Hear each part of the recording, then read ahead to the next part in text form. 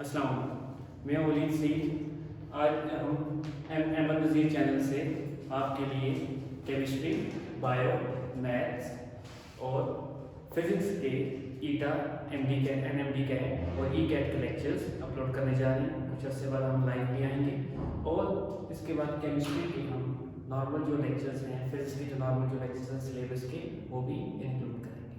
तो आज हम स्टार्ट करते हैं केमिस्ट्री, एमडी कैट, ईटा और ई कैट के लिए कुछ बेसिक टर्म्स। ये कुछ बेसिक टर्म्स हैं जो हमारे लिए बहुत ज़रूरी हैं एमडी कैट, ईटा या ई कैट को स्टडी करने के लिए। तो सबसे पहले हम जाते हैं एटॉमिक मास के ऊपर। Atomic mass the number of proton and neutron present inside the nucleus। कि जो एटॉमिक मास है, एटॉमिक मास बेसिकली आपके पास किसी भी एटम के अंदर जो प्रोटॉन है और जो न्यूट्रॉन है उसका sum, the number of proton plus neutron present inside the nucleus is called as atomic mass। अब atomic mass इसलिए ज़रूरी है कि जब भी हम डिफरेंट कैलकुलेशंस करेंगे मोल कैलकुलेशन के हवाले से, या जब हम इसका मोलर मास स्टडी करेंगे तो उसके लिए एटॉमिक मास का हमें बताना ज़रूरी है कि the number of proton plus neutron present inside the nucleus. For example we have carbon 12। अब कार्बन 12 जो है इसमें आपके पास 6 प्रोटॉन है और 6 ही आपके पास न्यूट्रॉन है। तो इसका जो एटॉमिक मास है दैट इज 12 AMU। तो एटॉमिक मास क्या हो गया? Number of proton plus number of neutron. अब उसके बाद रिलेटिव एटॉमिक मास। अब हम वर्ड यूज कर रहे हैं रिलेटिव। अब रिलेटिव का ये है कि हमारे पास एक इस साइड पे रेफरेंस एटम है और दूसरी साइड पे हम जिसका एटॉमिक मास मेजर करना है उसको लेंगे। अब यहाँ पे अगर हम रिलेटिव एटॉमिक मास की बात करें तो the mass of 1/12 of carbon 12। अब इसको समझने के लिए आप ये देखिए कि हम बाजार वगैरह में जाते हैं तो वहाँ पे जब आपने 1 kg एप्पल्स लेने हैं तो वो एक साइड पे 1 kg का स्टोन रखेगा और दूसरी साइड पे उसको रिलेट करके 1 kg आपको प्रोवाइड करेगा। अब यहाँ पे हम रिलेटिव एटॉमिक मास को कार्बन 12 के मास के साथ रिलेट करेंगे। अब ऐसा क्यों है? Why we take carbon 12 as reference? इसके आपके पास रीजंस जो हैं, जो हमारे पास पहला रीजन है, the first reason is stability. First reason is stability कि आपके पास जो कार्बन 12 मौजूद है दैट इज स्टेबल। वो क्या है? स्टेबल है। दूसरा हम कहते हैं मॉडरेटली रिएक्टिव। मॉडरेटली रिएक्टिव कि जो कार्बन 12 है वो मॉडरेटली रिएक्टिव है। और जब हमने कार्बन 12 को रिलेट किया for the finding the atomic mass of different elements, at that time carbon has no isotope। at that time carbon has no isotopes। कब? when we use it as a reference for atomic mass finding। जब हम atomic mass को calculate कर रहे थे, relative atomic mass को, किसी भी एलिमेंट का, तो हमने कार्बन को एज अ स्टैंडर्ड लिया। रीजन स्टेबिलिटी, मॉडरेटली रिएक्टिव, और कार्बन के उस वक्त आइसोटोप्स जो थे वो मौजूद नहीं थे। कार्बन के उस वक्त जो आइसोटोप्स थे वो आपके पास मौजूद नहीं थे, तब हमने इसको रेफरेंस किया। उसके बाद अगर हम बात करें, एक साइड पे मैं हाइड्रोजन को लेता हूं और दूसरी साइड पे मैं लेता हूं कार्बन को। अब इसको समझना ऐसे है कि ये मेरे पास एक कार्बन 12 है जिसमें 12 एटम्स मौजूद हैं। हमने ये कंसिडर किया कि एक कार्बन 12 के अंदर 12 आपके पास एटम्स मौजूद हैं। अब यहां से हमने एक एटम उठाया, 1 एटम ऑफ कार्बन 12, और उसको रिलेट किया हाइड्रोजन के साथ।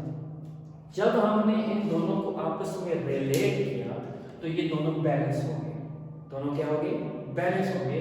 तो हमने कहा कि the mass of hydrogen will be 1। Mass of hydrogen क्या हो जाएगा?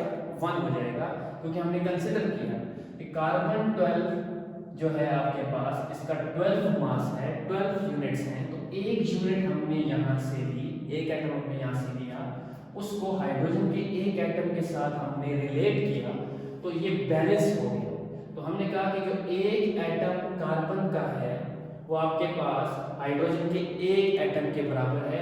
तभी हमने कहा कि 12वां हिस्सा, 12th पार्ट के मास ऑफ 1/12 ऑफ कार्बन, उसको किसी के साथ भी आप रिलेट करेंगे तो that is relative atomic mass. उसको हम क्या कहते हैं? Relative atomic mass. अब रिलेटिव एटॉमिक मास की यूनिट है that is AMU। Relative atomic mass की यूनिट क्या है? AMU, atomic mass unit. अब जब कैलकुलेशन की गई कि 1/12 मास ऑफ कार्बन 12, तो उस केस में, इन दैट केस, हमने जो मास ऑफ कार्बन 12 लिया दैट वाज 1.67 into 10⁻⁻23 ग्राम लिया। ये कैलकुलेटेड वैल्यू है किसकी? मास ऑफ कार्बन 12 की। अब हम अगर हाइड्रोजन का मास निकालें तो 1/12 मल्टीप्लाइड बाय 1.67 into 10⁻⁻23 ग्राम। क्योंकि हाइड्रोजन का मास 1 आया, तो ये जो वैल्यू आपके पास आई that value will be 1.99 into 10⁻⁻24 kilogram. ये क्या आ जाएगा? 1.99 10⁻⁻24 किलोग्राम। अब हमारे पास ये जो वैल्यू है ये इक्वल है 1 AMU, 10⁻⁻24 kg is equal to 1 AMU। अब जो 1 AMU है, जो इसकी यूनिट है, इसको कैलकुलेट करना हमारे लिए इम्पॉसिबल। अब जब इसको कैलकुलेट करना इम्पॉसिबल है कि इतनी छोटी वैल्यू को हम वेट नहीं कर सकते, तो कंसेप्ट आया ग्राम एटम कॉन्सेप्ट। कंसेप्ट कौन सा है हमारे पास? Gram atom concept. हमने डायरेक्ट क्या किया कि 1 AMU of hydrogen is equal to 1 gram. अब हम 1 ग्राम को मेजर कर सकते हैं। तो this is relative atomic mass, relate किया। अभी जो हम क्या किए, क्लोरीन का मास है 35.5 रिलेटिव एटॉमिक मास। फिर अगर कार्बन, हम हाइड्रोजन की बात करें तो 1.089 ग्राम लिखें या AMU लिखें, तो this is relative atomic mass. इसको हम क्या कहते हैं? Relative atomic mass. ये हमारे पास है रिलेटिव एटॉमिक मास। नेक्स्ट है कंसेप्ट ऑफ मोल। अब आप बाजार गए होंगे तो वहां पे आपको किसी ने कहा होगा कि मुझे 1 डजन दे दे। अब आपने 1 डजन कहा, लेकिन वो आपको चीजें कितनी देगा? 12 चीजें देगा। तो इसी तरह से mole is just a counting unit. Mole क्या क्या है आपके पास? Mole is counting unit. Mole आपके पास एक काउंटिंग यूनिट है। Mole is just a counting unit. जैसे 1 dozen is equal to 12 similar things. 12 similar things, एक जैसी चीजें होनी चाहिए। अब वो आपको जब 1 दर्जन माल्टे देगा, 1 दर्जन बनाना देगा, 1 डजन बनानास देगा, तो वो सारे बनानास होंगे, ना कि उसमें कोई डिफरेंट चीज होगी। तो 1 dozen means 12 similar things. 12 similar things. तो यहाँ पे मोल हमारे पास कैसे आया कि अब ये कार्बन 12 है अगर हमारे पास, तो उसके अंदर डिफरेंट एटम्स मौजूद हैं। हर एटम जो है वो सेम होगा। हर एटम क्या होगा? सेम होगा। जैसे हम कहते हैं कि कार्बन 12 का जो मास है दैट इज 12 AMU और 12 ग्राम। अब इस 12 ग्राम कार्बन एटम के अंदर, एलिमेंट के अंदर सिमिलर एटम्स होंगे। ये सारे सिमिलर होंगे, मास भी सेम होगा, प्रॉपर्टीज भी क्या होंगी? सेम होंगी। तो 1 dozen contains 12 similar things. 12 similar things, चीजें इसमें सिमिलर होनी चाहिए। अब इसी तरह से मोल क्या है? अब यहाँ पे हमने स्टडी किया मास, जैसे एटॉमिक मास यूनिट, ग्राम और ये चीजें। तो इस केस में हम कैसे डिफाइन करेंगे? हम यहाँ पे कैसे डिफाइन करेंगे इसको? तो मोल को कैसे डिफाइन करेंगे? When molecular mass, when molecular mass, formula mass और atomic mass expressed in grams. कि जब हम मॉलिक्यूलर मास को या फार्मूला मास को या एटॉमिक मास को ग्राम्स में एक्सप्रेस करते हैं, उसको क्या कहते हैं? Mole. That is called as mole. अब जैसे 12 AMU है is equal to 12 gram is equal to 1 mole, क्योंकि ये कार्बन का एटॉमिक मास है। Atomic mass of carbon, carbon का क्या है? Atomic mass. तो कार्बन का जो एटॉमिक मास है 12 ग्राम, वो बराबर है 1 मोल के। किसके बराबर है? 1 मोल। तो ये हमने when molecular mass, formula mass और atomic mass expressed in grams is called as mole. उसको हम क्या कहते हैं? मोल कहते हैं। क्लियर है क्या? उसके बाद है एवोगैड्रोस नंबर। अब एक मोल कोई भी चीज है, उसके अंदर पार्टिकल्स कितने होंगे, उसके अंदर एटम्स कितने होंगे, मॉलिक्यूल्स कितने होंगे, फार्मूला यूनिट्स कितनी होंगी? तो हम देखते हैं Avogadro's number 6.023 into 10 to raise the power 23 particles। 23 particles।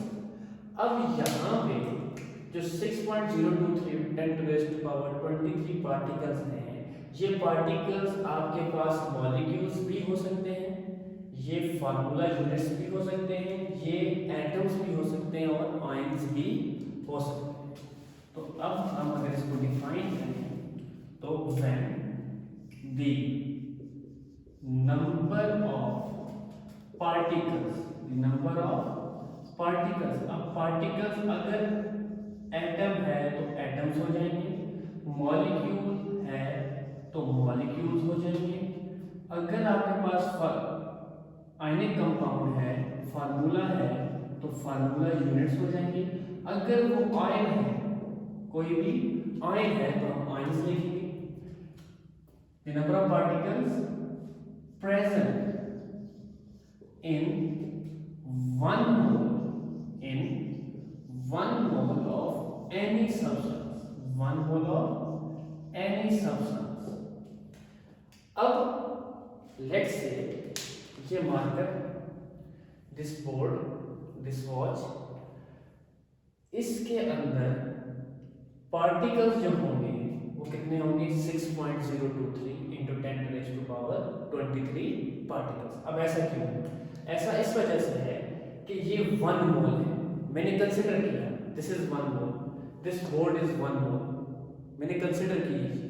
तो जब हमने ये चीज कंसिडर की कि ये 1 मोल है, तो अगर वो 1 मोल है तो उसमें सेम पार्टिकल्स होंगे, उसमें कोई कंसर्न नहीं हमारे पास कि उसका मास कितना है, कोई कंसर्न नहीं हमारे पास उसका मास कितना है, कि the number of particles present in 1 mole of any substance, कोई भी 1 मोल का सब्सटेंस है, अगर उसमें आपके पास जो पार्टिकल्स हैं that will B Avogadro's number n represented by n, इसको हम na से रिप्रेजेंट करते हैं।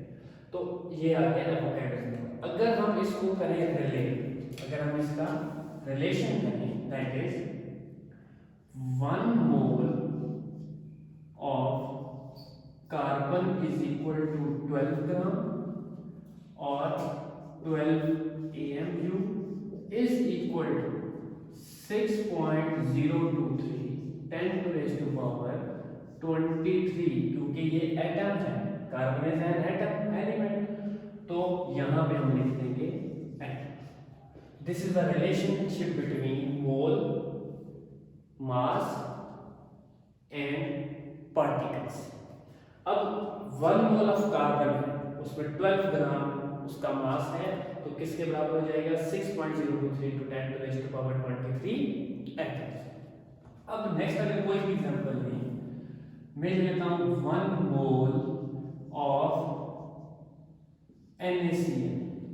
अब इसका जो मॉलिक फार्मूला यूनिट जो मास है, फार्मूला मास जो है that is 58.5 gram which is equal to 6.023 into 10⁻23 formula units. कितनी फार्मूला यूनिट्स आ गई?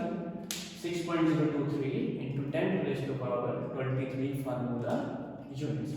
अब यहां पे आप गौर करें 12 ग्राम एंड 58 ग्राम, लेकिन अगर हम इसका रिलेशन करेंगे 1 मोल ही आएगा आपके पास, क्योंकि हमने कहा था मॉलिक्यूलर मास एक्सप्रेस्ड इन ग्राम।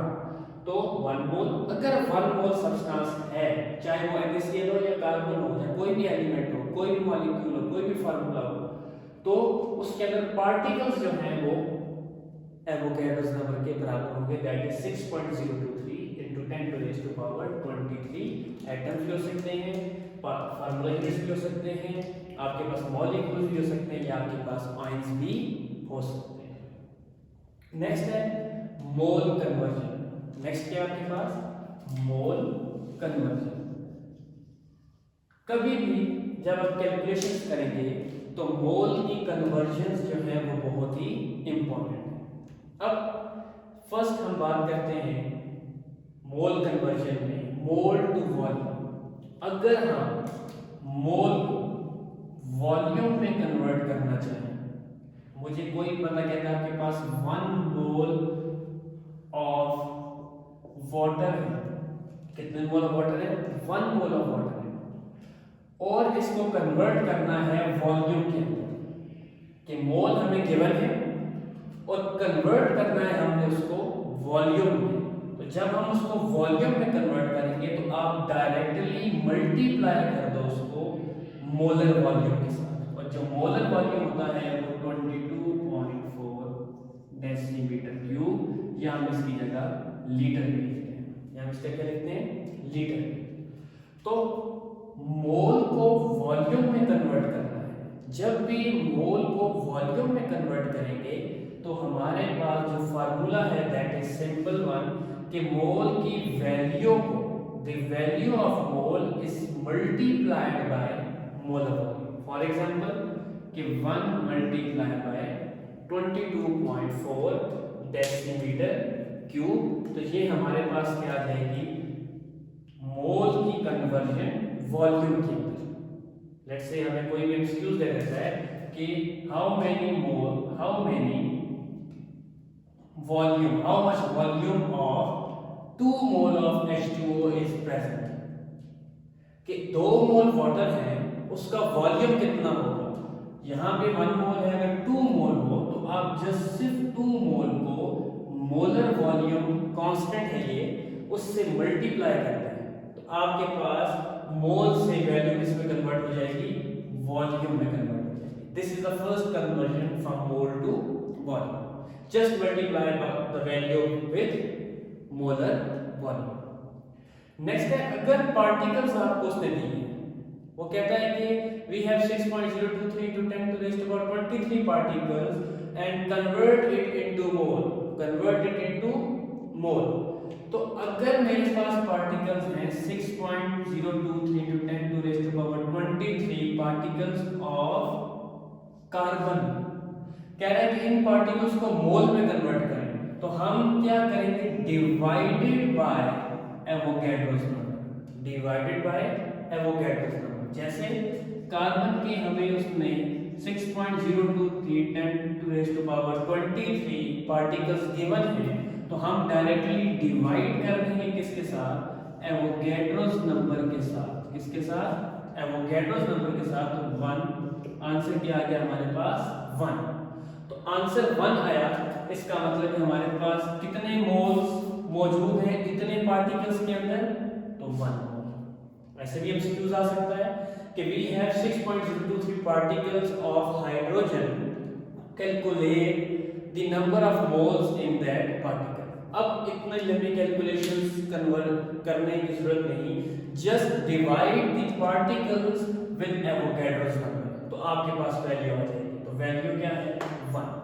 तो इसका मतलब है कि इतने पार्टिकल्स अगर आपके पास हैं तो उस का जो नंबर ऑफ मोल्स हैं या उसकी जो मोल्स हम कैलकुलेट करेंगे that will be 1। This is the second conversion from particles to mole. Next है हमारे पास मोल टू पार्टिकल्स।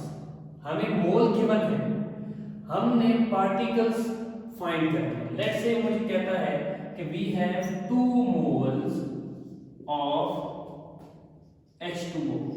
अगर उसने मोल्स आपको दिए तो कन्वर्ट किस में करना है, पार्टिकल्स में अगर हमें कन्वर्ट करना है तो हम 2 मोल्स को एवोगैड्रोस नंबर के साथ मल्टीप्लाई करेंगे। तो जब हम 2 मोल्स को एवोगैड्रोस नंबर के साथ मल्टीप्लाई करेंगे तो हमारे पास मोल से पार्टिकल में कन्वर्जन हो जाएगी।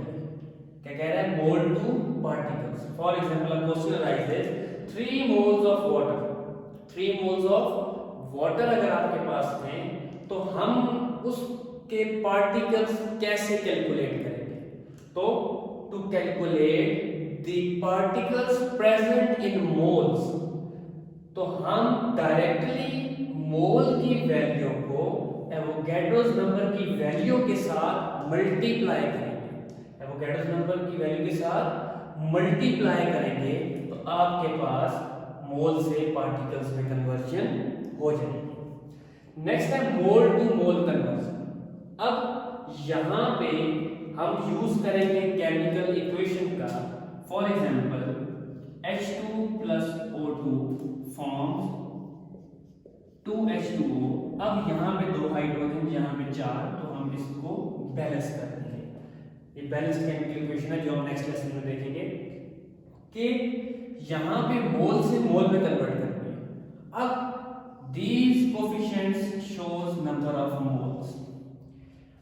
कन्वर्जन फैक्टर ये है कि हमारे पास 2 mole of water plus 1 mole of oxygen forms 2 mole of H2O।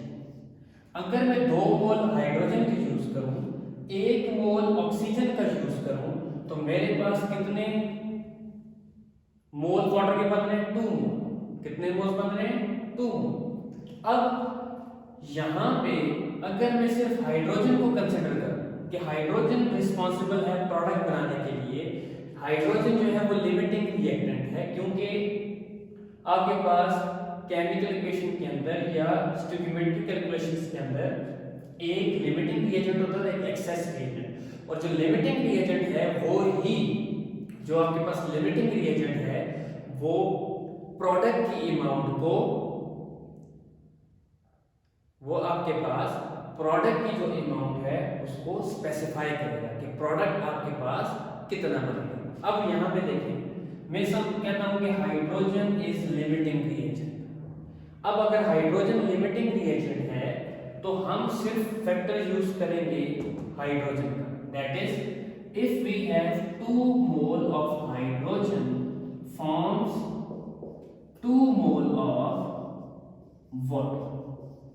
अगर मेरे पास 1 मोल है हाइड्रोजन का तो मेरे पास कितने मोल बनेंगे, मेरे पास कितने मोल बनेंगे वाटर के, तो 2 divided by 2 multiply by 1 mole of water. इसका मतलब है हमारे पास क्या आएगा 1 मोल। अगर 1 मोल हाइड्रोजन यूज करूं तो 1 मोल वाटर बनेगा। अगर 2 मोल हाइड्रोजन यूज करूं 2 मोल वाटर बनेगा। 3 मोल अगर मैं हाइड्रोजन यूज करूं 3 मोल आपके पास वाटर बनेगा। तो this is mole to mole conversion. This is mole to mole conversion. कितने मोल हो और कितने मोल आपके पास बने, that is mole to mole conversion. तो हम यहाँ पे कन्वर्जन फैक्टर का इस्तेमाल करेंगे। अगर 2 मोल हाइड्रोजन है तो 2 मोल वाटर बन रहे हैं, और अगर 1 मोल हाइड्रोजन तो कितने मोल, तो 2 डिवाइडेड बाय 2 मल्टीप्लाई बाय 1, तो हमारे पास आंसर क्या आएगा 1 मोल। इसका मतलब है 1 मोल हाइड्रोजन हो, हाइड्रोजन मॉलिक्यूल हो तो आपके पास 1 मोल वाटर बनेगा। Clear? This was mole conversion. ये क्या थी आपके पास मोल कन्वर्जन थी। नेक्स्ट है केमिकल रिएक्शन। नेक्स्ट क्या है केमिकल रिएक्शन। तो केमिकल रिएक्शन को अगर हम सिंपली डिफाइन करें तो rearrangement of atoms, this is called as chemical reaction. कि एटम्स रीअरेंज हो गए, हाइड्रोजन आपके पास 2 हैं प्लस ऑक्सीजन आपके पास 2 हैं, तो ये रीअरेंज होके क्या बना रहे हैं H2O। इन्होंने क्या बना दिया H2O। तो this is chemical reaction, rearrangement of atom. Atom की रीअरेंजमेंट हो गई। Chemical equation, the symbolic representation of chemical reaction। कि सिंबॉलिक रिप्रेजेंटेशन है किसकी, केमिकल रिएक्शन की, इसको हम कहते हैं केमिकल इक्वेशन। तो that was for basic terms, that is atomic mass, relative atomic mass, concept of mole, Avogadro's number, mole conversion, chemical reaction and chemical equation. तो आपने अभी तक अगर हमारा चैनल सब्सक्राइब नहीं किया तो एमएन नजीर चैनल को जरूर सब्सक्राइब करें। अल्लाह हाफिज़।